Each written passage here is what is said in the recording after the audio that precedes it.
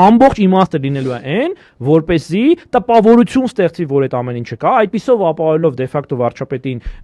ոնց որ ձայներ, այսինքն այդ իր քարոզությունը ամրապնդել, բայց իրականության մեջ թույլատնելով մեր զգոնությունը եւ այն ինչ որ կլինի դրանից հետո ոնց որ ասում են այդ ինտերնետային լեզվով շատ հուզիչ է լինելու, այսինքն եթե Աստված մի ասե ինքը վերընտրվի, թուրքական այդ բանը դառնալու է, ասած այդ պրյանիկը, այդ ասած քաղցրեղենը վերածվելու է Հայաստանը խեղդող հերթական մտրակի, հերթական սրի եւ այլնի, հա։ Բարոշ մտքան պարզ հարց տամ քեզ։ Մեր ինչին է պետք հայ-թուրքական սահմանի բացումը։ Ինչա դա մեզ տալի։